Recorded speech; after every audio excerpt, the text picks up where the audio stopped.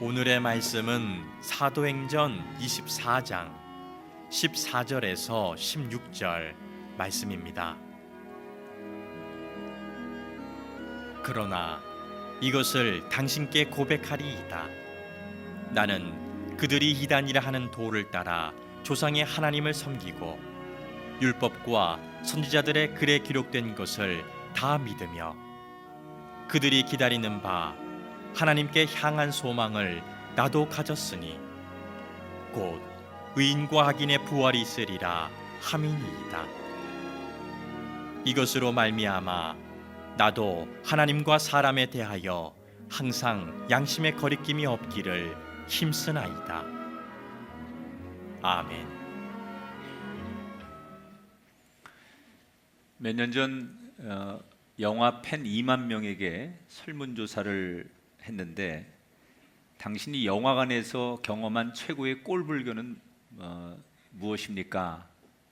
이런 질문에 4위는 영화가 한참 진행되는데 전화벨이 울려서 영화의 몰입도를 떨어뜨리는 사람, 3위는 전화벨이 울리는데 굳이 받아서 나 지금 영화 보고 있어 라고 말하는 사람, 2위는 앞자리에 발을 올리거나 앞자리를 툭툭 쳐서 역시 불편하게 하는 사람, 1위는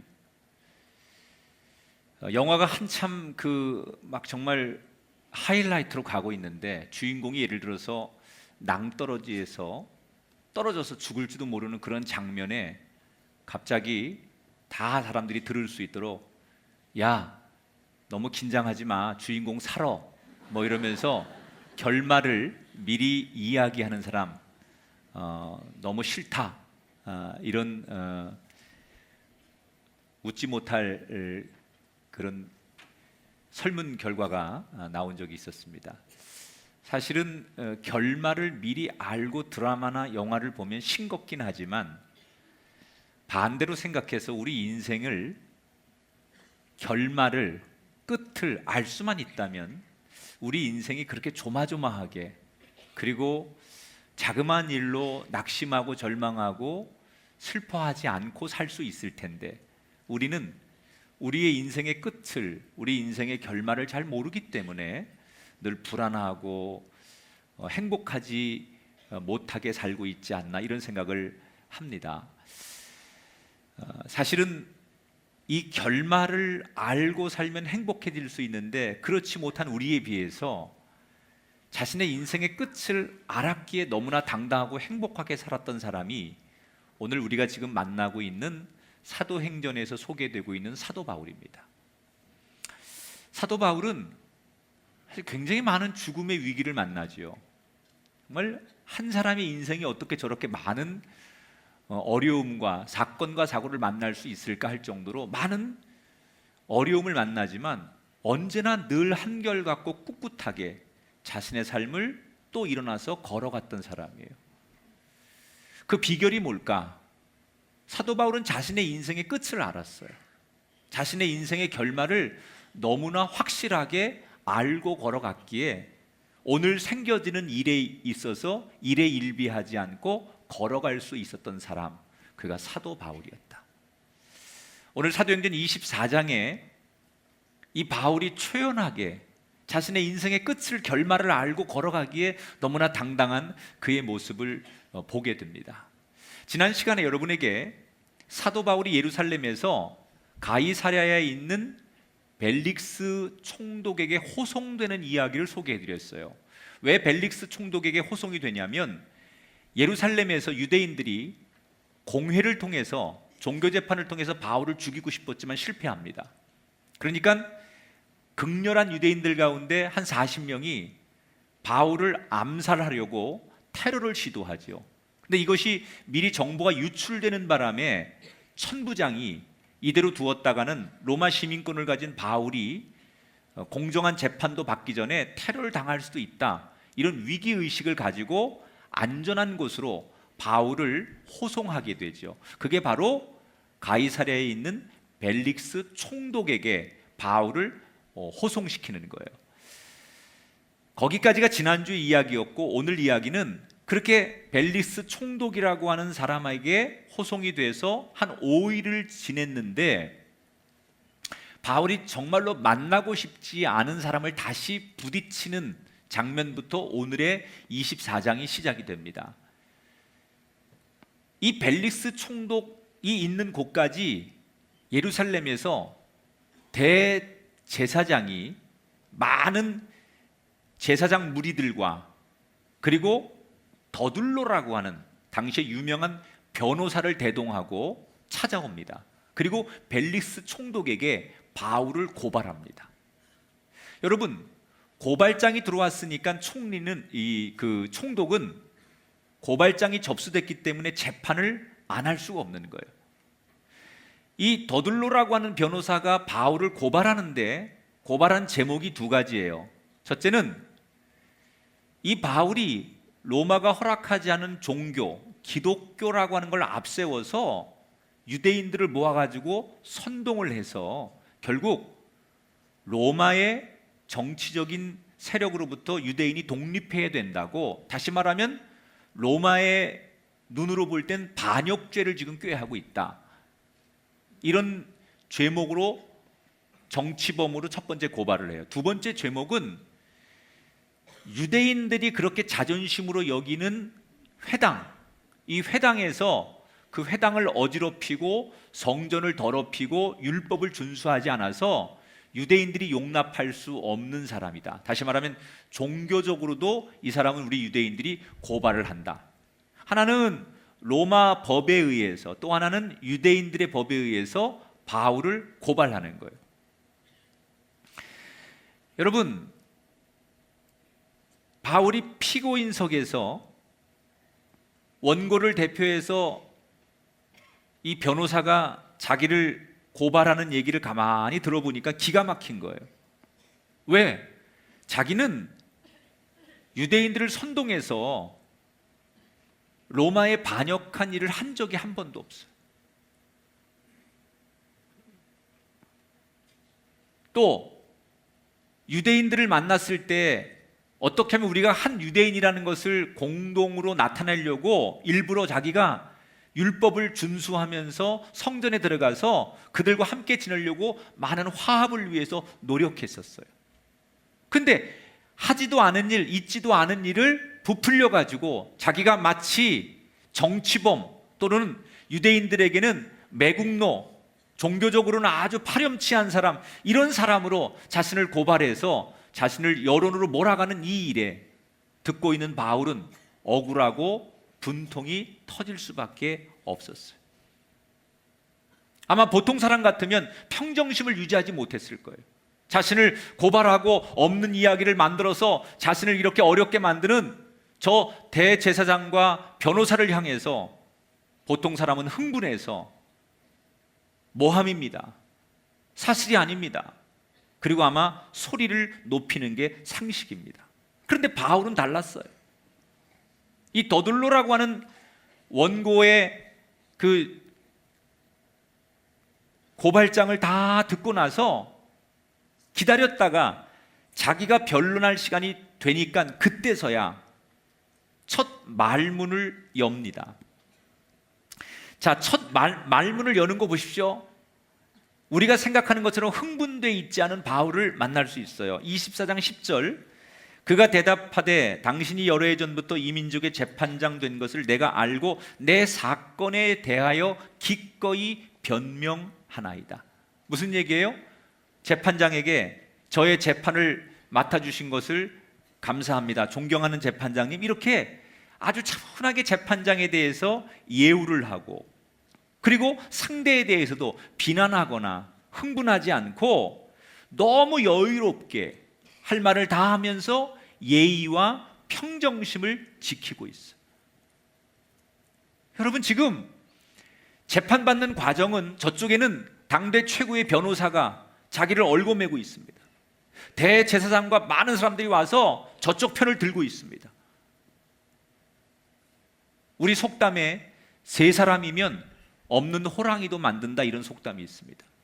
아무리 거짓말이고 허위사실이어도 지금 유능한 변호사와 많은 응원단들이 등 뒤에서 외치면 없는 죄도 사실인 것처럼 보일 수밖에 없는 상황입니다. 그런데 바울은 누구도 자기를 변론해 주지 않아요.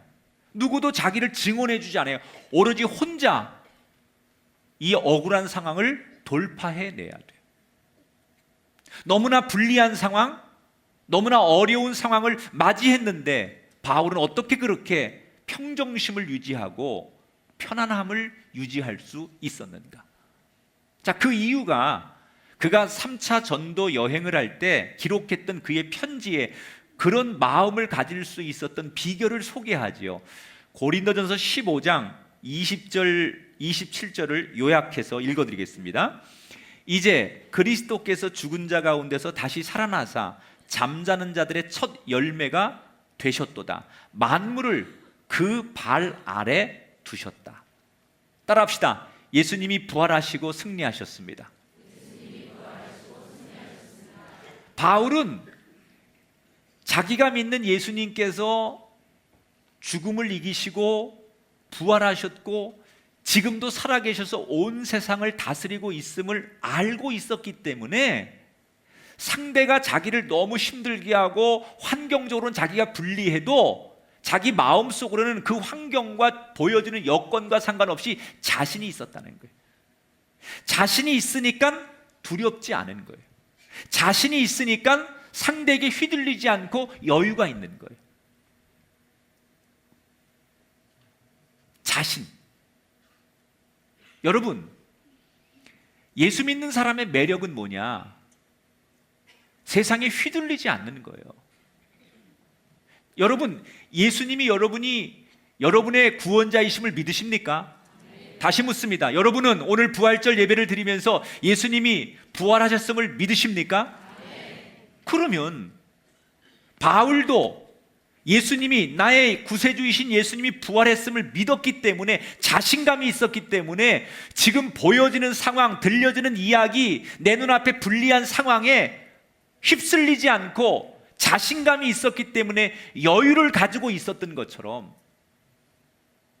우리도 부활을 믿는 그리스도인이라면 여유를 가지고 살아야 돼요. 여러분, 우리가 돈 한 푼에 왜 이렇게 벌벌 떨어야 합니까? 그 세상의 작은 권력에 우리가 왜 그렇게 두려워해야 됩니까? 학생들은 그 작은 성적 하나 오르고 내림에, 청년들은 취업에, 우리는 다른 사람들이 나를 어떻게 평가해 주느냐, 이 평판에 왜 그렇게 목을 매야 됩니까? 블레셋이 이스라엘을 쳐들어왔을 때 모든 이스라엘의 군사들은 막강한 블레셋을 보고 두려워했습니다. 그런데 블레셋을 이겨본, 골리앗을 이겨본 다윗이 앞장서고 그 다윗을 무조건 따라갔더니 이스라엘이 블레셋을 이겼습니다. 우리는 사실은 우리 한 사람 한 사람은 대단히 연약합니다. 우리 한 사람은 세상을 이길 힘이 없는 존재들입니다. 그러나 여러분, 절대로 우리가 두려워하지 않아도 되는 이유가 뭐냐? 예수님께서 부활로 승리하셨습니다. 우리가 그 예수님을 붙들기만 하면, 그 예수님을 따라가기만 하면, 그 예수님을 의지하기만 하면, 그 예수님을 바라보기만 하면 블레셋을 이긴 이스라엘 백성들처럼 우리도 이기는 사람이 될 줄 믿습니다. 우리는 부활하신 예수님을 바라보면서 평안과 여유를 가져야 돼. 여러분, 오늘 부활절 아침에 바울이 가졌던 평안함, 바울이 가졌던 여유가 여러분에게 다시 임하게 되길 주 이름으로 축원합니다.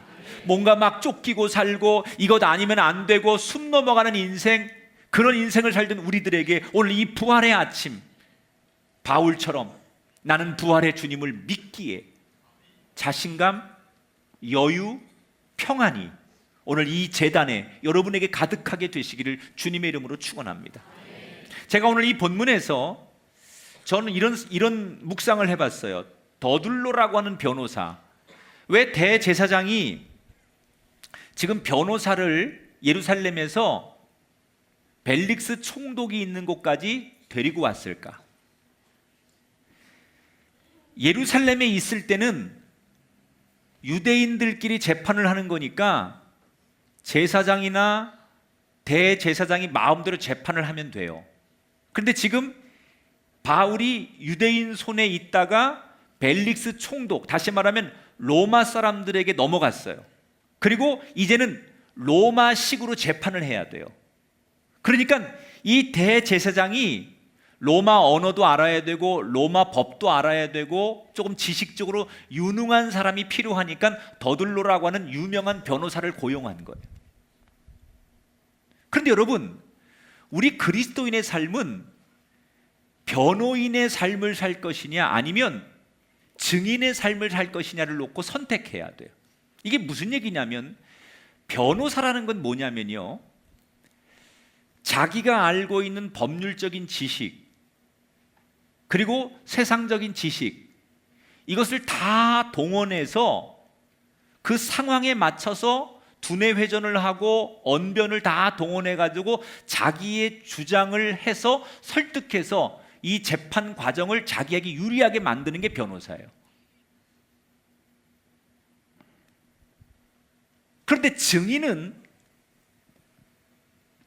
변호사처럼 지식이 없어도 내가 세상적인 것 모든 걸 다 동원하지 않아도 한 가지만 가지고 있으면 증인이에요. 증인은 뭐냐? 내가 보고 내가 알고 있는 것을 그대로 말하는 게 증인이에요. 여러분, 위대한 더들로라고 하는 변호사와 이 변호사처럼 전문적이고 법률적인 지식, 말 잘함은 없을지라도 내가 보고 알고 있는 진리를 붙들고 있는 증인의 삶을 사는 바울하고 누가 이깁니까? 증인이 이깁니다. 예수님은 우리들에게 뭐라고 가르치셨느냐? 세상에 나가서 변론하지 말아라. 변호사처럼 말 잘하고 지식이 있고 능력 있는 사람으로 살지 말아라. 다만 예수의 증인이 되어라 그러셨어요. 여러분, 증인은 전문성 없어도 돼요. 말 잘 못해도 돼요. 그러나 진리, 내가 알고 있는 진리, 내가 알고 있는 사실, 그것만 붙들고 있으면 그 사실에서 힘이 나오는 거고, 그 사실에서 능력이 나타나는 거고, 그 사실에서 권세가 나타나는 거예요. 예수 믿는 사람들이 세상 사람들처럼 화려하고 똑똑하고 지식이 있고 학위가 있고 인기가 있고 명예가 있고 돈이 있어야 성공하고 잘 사는 게 아니라, 예수 믿는 사람의 승리의 삶은 변호사의 삶이 아니라 증인의 삶이다. 내가 만난 부활의 주님, 내가 목격한 부활의 주님, 그 사실, 그 진리를 가지고 사는 사람, 그 사실에서 나타나는 힘, 그 진리 자체가 주는 힘으로 세상의 달변가나 세상의 유능한 사람이나 세상의 변호사처럼 지식이 있는 사람을 이기는 힘이 진리에서 나올 줄 믿습니다. 오늘 저는 우리가 그 진리에 속한, 예수님이 부활하셨음을 우리가 목격하고 우리가 눈으로 보고 듣고 체험해서 그 진리로 세상을 이기는 그리스도인이 되시길 주의 이름으로 축원합니다. 자, 이렇게 변론을 시작한 바울은 본격적으로 원고의 부당함을 주장합니다. 뭐라고 얘기했냐? 재판장에게, 재판장님, 저 원고가 한 얘기에 모순이 있습니다. 제가 유대인들을 선동해서 로마에게 반역을 하려고 했다고 하는데, 저는 지금 유럽에서 예루살렘을 온 지 딱 오늘로 12일밖에 되지 않습니다. 내가 주로 아시아나 유럽에서 거하다가 지금 예루살렘에 온 지 딱 12일밖에 되지 않았는데, 내가 이번에 방문한 목적은 이 예루살렘이 흉년이 들어서 교인들이 너무너무 지금 경제적으로 어렵기 때문에 유럽에 있는 교인들이 스스로 모금을 내서 헌금을 해서 그것을 구제연금으로 갖다 주려고 내가 심부름하러 온 겁니다. 내 목적은 순수하게 교인들을 도우려고 왔던 거고 헌금을 전달하는 전달자로 왔을 뿐입니다. 그리고 온 지 12일밖에 안 된 내가 유대인들을 모아가지고 군사적으로 폭동을 일으킬 만큼 선동을 했다는 자체가 모순이 있지 않습니까?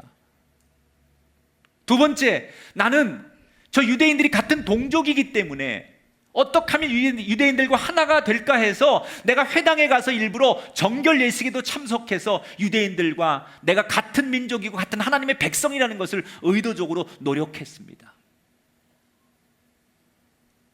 저들이 말한 것에 대한 하나하나의 모순이 있지 않습니까? 라고 바울이 여유롭게 천천히 하나하나를 자기의 주장을 셀프 변론하는 거예요.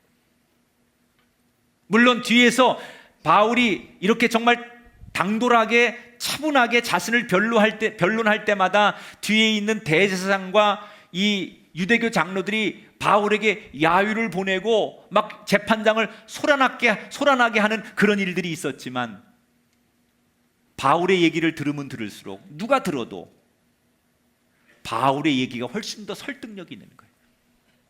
이미 재판장인 벨릭스 총독은 같은 로마 사람인 천부장이 예루살렘에서 바울을 벨리스 총독에게 보낼 때 편지를 썼어요. 지난 시간에 제가 얘기했죠. 그 편지가 역사적으로 굉장히 중요한 의미는 로마 사람이 공식적으로 기독교를 어떻게 평가했는지에 대한 공식 문서예요, 그게. 근데 이 천부장이 벨릭스 총독에게 바울을 호송시키면서 편지를 썼는데 거기 뭐라고 썼느냐? 자기가 몇 날 며칠 바울을 신문도 해보고 지켜봤는데 바울이 저 유대인들이 말하는 사람처럼 그렇게 정치적인 사람이거나 나쁜 사람이 아닙니다. 자기가 몇 날 며칠을 관찰해 봤는데 바울은 그렇게 나쁜 사람처럼 보이지 않고 내 눈에서는 어떠한 죄도 발견할 수 없는 사람입니다. 그리고 기독교가 로마에게 위험한 종교가 아니라는 것을 나는 느꼈습니다. 이게 천부장이 벨릭스 총독에게 보낸 편지에 나와요. 그러니까 총독은 이미 같은 로마 사람인 천부장이 보낸 편지에서 바울이 어떤 사람인지, 그리고 지금 원고와 피고의 얘기를 들으면서 이 바울의 주장이 훨씬 더 논리적이고 설득력이 있고 상황적으로 맞는다는 걸 알아요. 그래서 이 재판이 결국은 지금 바울에게 유리하게 전개되고 있다는 것을 성경은 암시해 주는 거예요. 자, 이대로 그냥 재판이 끝나면 바울은 무죄를 받는 거고 거기서 벗어나는 거예요. 그게 바울이 지금 추구하는 목적이에요. 그런데 오늘 성경은 바울의 진짜 목적은 자기가 재판에서 무죄로 판결받는 것, 그것으로 만족하는 게 아니라 바울이 진짜 자기가 의도하는 목적이 하나 있다는 것을 얘기해 줘요. 그게 뭐냐? 이 바울이 변론을 끝낼 쯤에 있어서 진짜 하고 싶은 속마음을 표현합니다. 그게 뭐냐? 15절에 나와요. 같이 한번 읽어보겠습니다. 시작. 하나님께 향한 소망을 나도 가졌으니 곧 의인과 악인의 부활이 있으리라 함이니라. 뭐라고? 재판장님, 저 사람들이 말한 것처럼 나는 나사렛 저 사람들이 표현한 대로 나사렛 예수를 따르는 사람 중에 나는 리더입니다. 그런데 제가 하고 싶은 얘기는 나사렛 예수가 구약 성경에서 율법에서 말한 메시아가 나사렛 예수입니다. 그리고 그 예수가 십자가에 죽었다가 다시 부활했습니다. 그렇기 때문에 그분이 약속한 대로 언젠가 의인과 악인 모두 앞에 그분은 다시 부활할 것을 나는 믿습니다. 이 이야기를 자신에게 주어진 변론의 마지막 시간에 바울이 재판장 앞에서 하는 거예요. 그러니까 바울의 진짜 목적은 자기를 변론해서 무죄를 받는 것이 아니라 이 기회에 뭘 하고 싶었던 거예요? 예수님에 대해서, 부활하신 예수님에 대해서 복음을 전하고 싶었다는 거예요. 여러분, 우리가 남을 위해 봉사하고 공익적인 일을 위해 희생하고 이렇게 복음을 전하는 일도요, 내 삶이 편안하고 무슨 문제가 없을 때는 우리가 전도도 하고 봉사도 하고 헌신도 할 수 있어요. 그런데 내 코가 석자인 사람은 그게 안 되는 거예요. 지금 바울은 굉장히 위험한 재판을 받고 있어요. 이 벨릭스라고 하는 이 총독은 로마 사람이잖아요. 기독교에 전혀 관심이 없어요. 유대교에도 관심이 없어요. 로마 사람은 유대인들은 한낱 자기들이 그냥 노예로 부리는 민족이에요. 그래서 지들끼리 종교적으로 싸우든 말든 관심이 없어요. 그런 사람 앞에, 종교에는 전혀 관심이 없는 권력지향적인 사람 앞에 지금 복음에 대해서 이야기를 한다는 게 쉬운 일이 아니에요. 그리고 그 재판장의 분위기는 노골적으로 바울을 넘어뜨리려고 하는, 바울을 지금 힘들게 하려고 하는 사람들의 분위기예요. 그곳에서 어떡하든지 자신을 변론하고 자신의 무죄를 이야기하는 게 보통 사람들의 상식인데, 바울은 그 싸늘하고 어려운 분위기에서 예수님의 부활을 외쳤다는 거예요. 어떻게 그 분위기에서 담대하게 바울은 진짜 하고 싶은 이야기, 부활을 담대하게 전할 수 있었을까? 그렇게 할 수 있었던 이유가 그가 쓴 편지에 나와 있어요. 고린도전서 15장 3절부터 8절의 내용을 요약했습니다. 같이 읽어봅니다. 성경대로 그리스도께서 죽으시고 다시 살아나사 맨 나중에 내게도 보이셨느니라. 따라합시다. 내게도 보이셨느니라. 바울이 뭐라고 말해요? 예수님 부활하셨는데, 나도 그 이야기를 다른 기독교인들에게 들었는데, 그래서 믿지 않았는데, 마지막에 그 부활하신 예수님이 나를 만나 주셨고, 나는 그 부활하신 주님을 직접 만났습니다.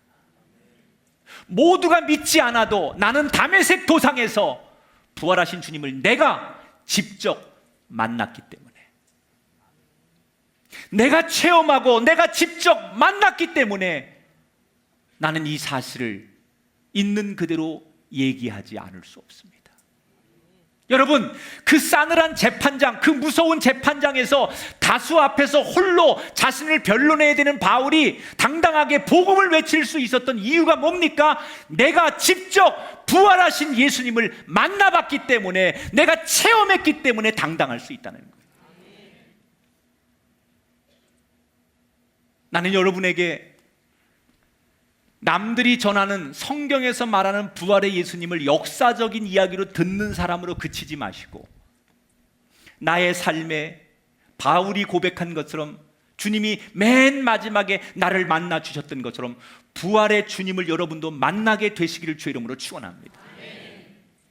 지금까지 그 예수님을 인격적으로 만난 적이 없는 분이 있다면 여러분 사모하십시오. 진지하게. 왜 남들은 다 만나는 예수를, 나는 교회를 10년 다니고 그렇게 오랫동안 교회를 다녀도 왜 나는 예수님을 만난 적이 없는가? 자신한테 질문해 보세요. 그리고 진지하게 그 예수님을 만나기를 여러분도 인격적으로 한번 소망해 보세요.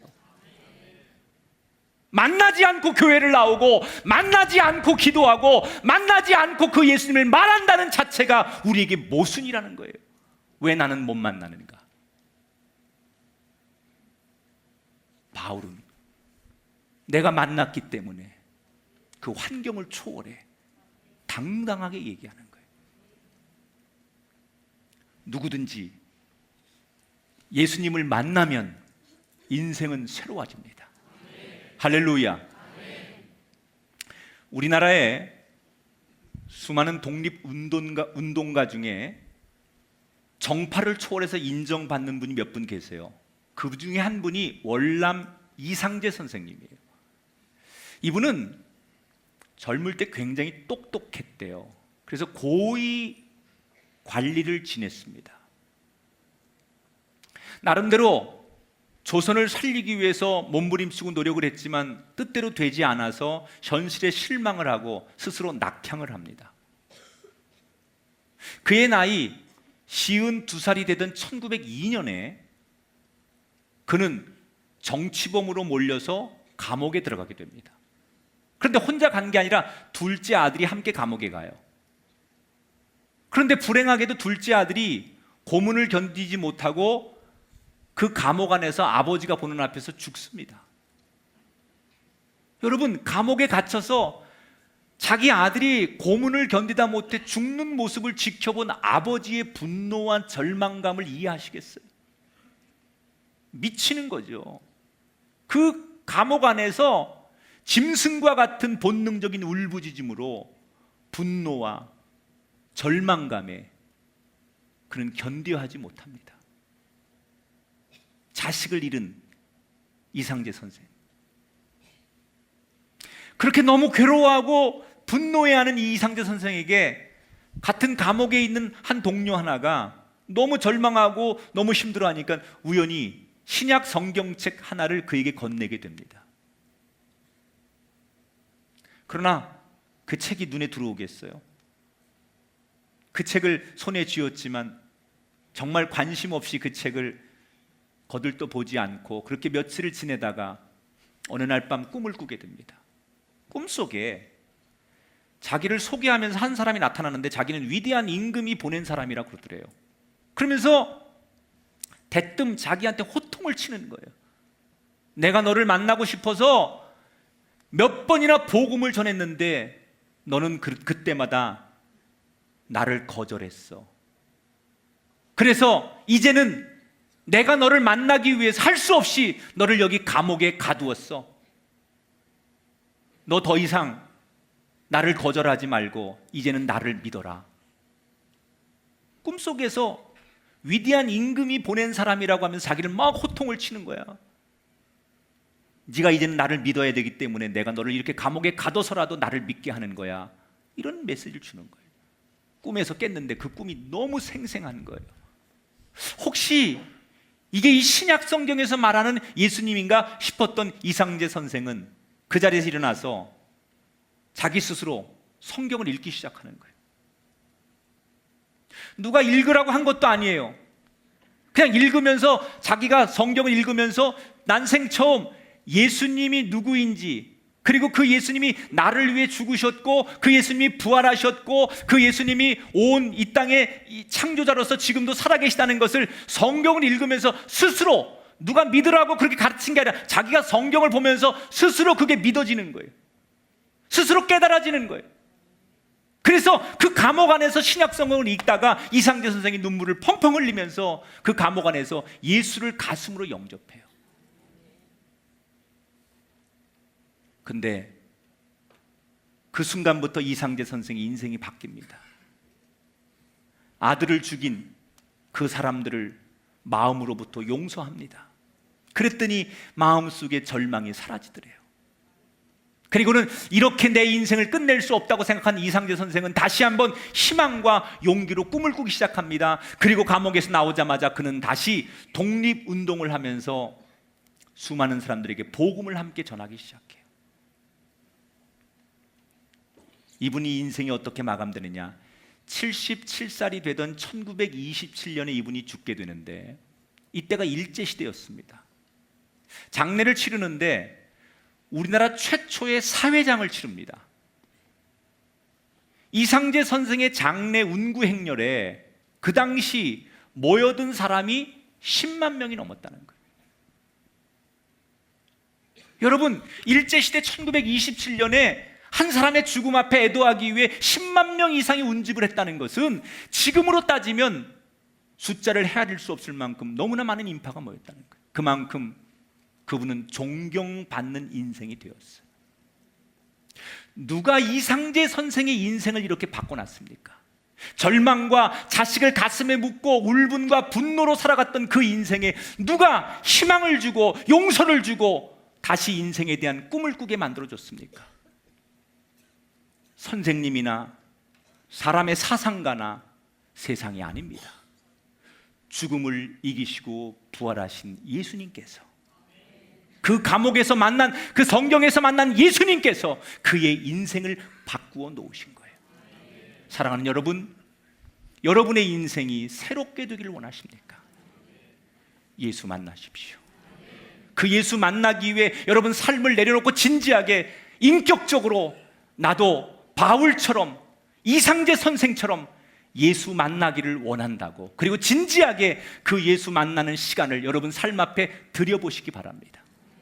여러분 인생이 바뀌는 은혜가 임할 줄 믿습니다.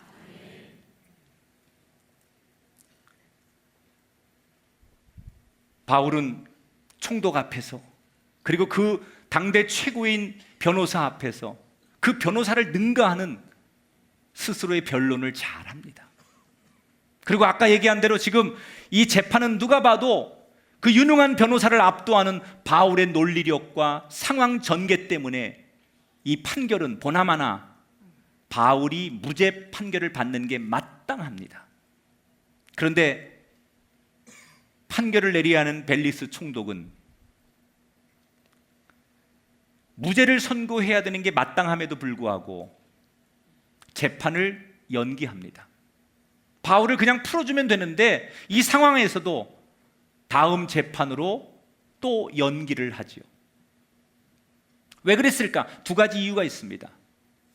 첫째는 이 벨리스 총독은 상당히 로마 사람이지만 정치적인 사람이에요. 역사적 인물로 보면 이 벨리스 총독은 굉장히 좀 악독한 그 지도자로 평가를 받는데, 정치인들은 정치 공학적인 생각을 많이 해요. 비록 자기가 로마 사람이고 유대 땅을 다스리는 사람이지만 유대의 지도자들인 대제사장과 그 기득권층들하고 자기가 불편하게 지내면 정치적인 힘에 있어서 자기가 리더십이 없어질 수 있으니까 다수요 기득권인 힘을 가지고 있는 유대인의 기득권층하고 갈등을 빚고 싶지 않은 거예요. 지금 바울을 고발한 사람들은 유대인들 중에 기득권이거든요. 유지들이거든요. 그 사람들과 자기가 불편하게 지내면 정치가로서는 그건 정치를 못하는 거죠. 그러니까 그런 정치적인 상황 때문에 억울하지만 바울 편을 들지 않고 이 재판을 연기하는 거예요. 두 번째, 그의 진짜 속마음을 읽을 수 있는 구절이 하나 나와요. 벨리스 총독은 돈에 욕심이 많은 사람이에요. 27절을 볼까요? 그의 속마음에 이런 표현이 있어요. 또 바울에게서 돈을 받을까 바라는 거로. 벨릭스는 자기가 시간을 끌면 끌수록 다급해진 바울이 자기한테 거대한 뇌물을 바칠 거라고 기대했어요. 왜냐하면 바울이 지금 아까 변론할 때 유럽에서 이 예루살렘 교인들을 위해서 많은 돈을 모금해 가지고 그 모금액을 전달하러 왔다고 그랬잖아요. 그러니까 바울이 상당한 돈을 지금 가지고 왔고, 그게 물론 공적인 돈이지만 그 돈이 바울 손에 있을 거라고 기대하고, 그 돈을 자기에게 뇌물로 바치면 자기는 수익을 얻을 수 있을 거라고 기대하는 거예요. 그러나 이미 바울은 오자마자 예루살렘 교회 교인들에게 이 헌금을 전달한 뒤였어요. 벨릭스는 이 두 가지 이유 때문에 바울에게 무죄 판결을 내리지 않고 재판을 계속해서 끕니다. 자, 그러면 다 이긴 재판이고 누가 봐도 무죄인데 이 재판관이 정말로 이렇게 재판을 길게 끌어가지고 이 감옥을 빠져나가지 못하는, 재판정을 빠져나가지 못하는 바울의 입장에서는 너무나 억울하고 한이 쌓이고, 그래서 항의할 만도 하지 않습니까? 왜 풀어주지 않습니까? 왜 판결을 내리지 않습니까? 그래야 돼요. 그런데 바울은 달랐어요. 재판이 질질 끌어지는 상황에서도 바울은 어떻게 하느냐? 24절부터 26절 이런 표현이 나와요. 벨릭스가 그 아내와 함께 와서 바울을 불러 바울이 의와 절제와 장차오는 심판을 강론하니 더 자주 불러 같이 이야기하더라.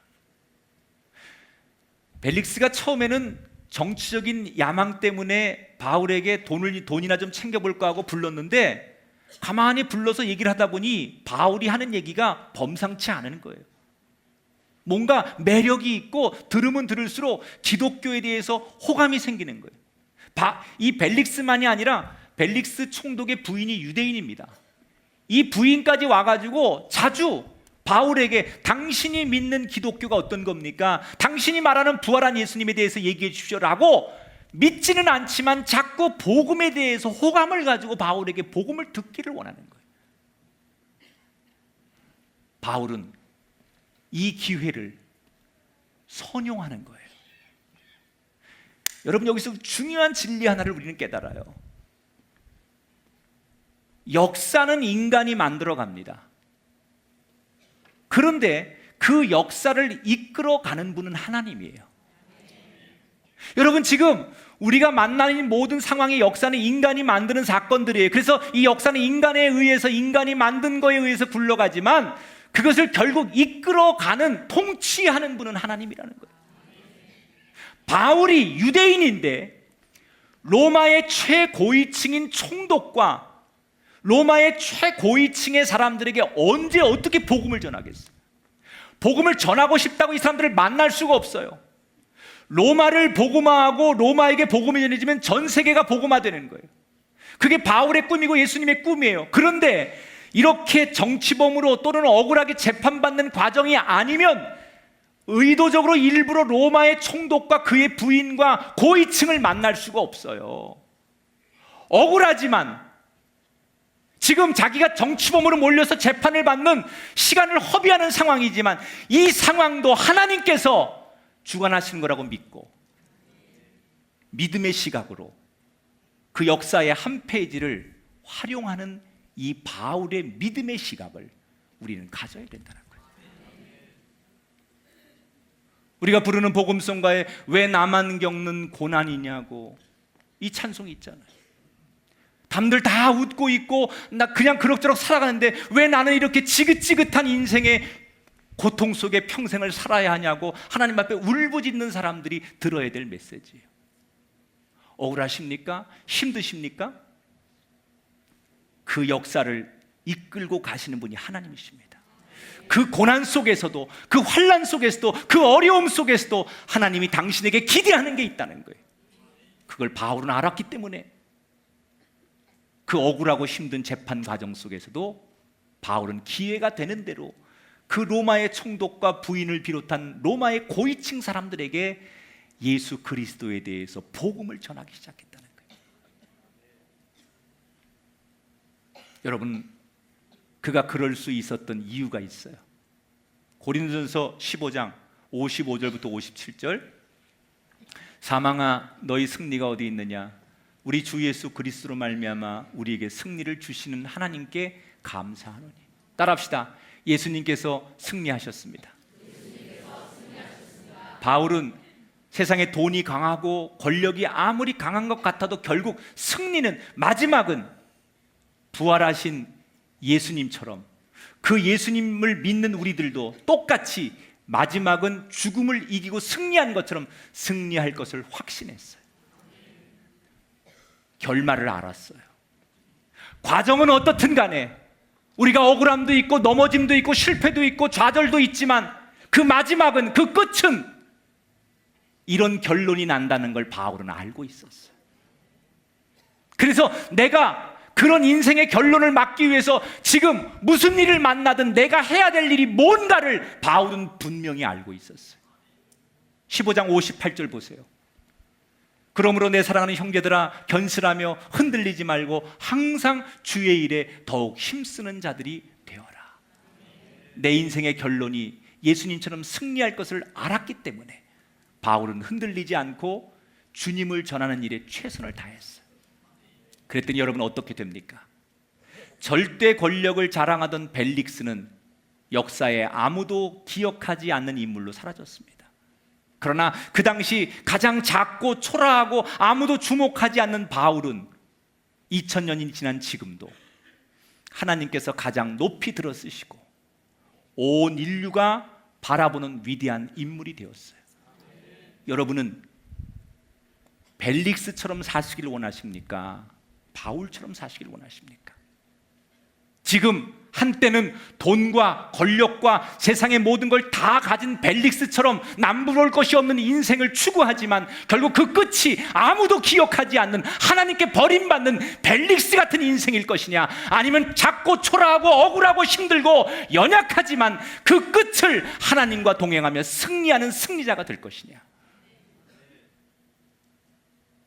지금 총독이라고 해서 모든 걸 다 가졌다고 해서 그의 인생의 끝이 승리가 아니라는 거예요. 우리에게 중요한 건 지금도 중요하지만 더 중요한 것은 마지막에 승리하는 거예요. 여러분 절대로 조급해하지 마십시오. 지금 이기기 위해서, 지금 이것을 역전시키기 위해서 돈과 권력과 인맥에 의지하지 마십시오. 우리에게 주어진 상황에 최선을 다하면 부활의 주님이 우리의 끝을, 결말을 이기게 하실 줄 믿습니다. 따라합시다. 결말을 알면 편안합니다. 저는 그런 점에서 예수 믿는 사람이 제일 행복한 사람이라고 생각해요. 우린 이미 결론을 다 아니까. 할렐루야.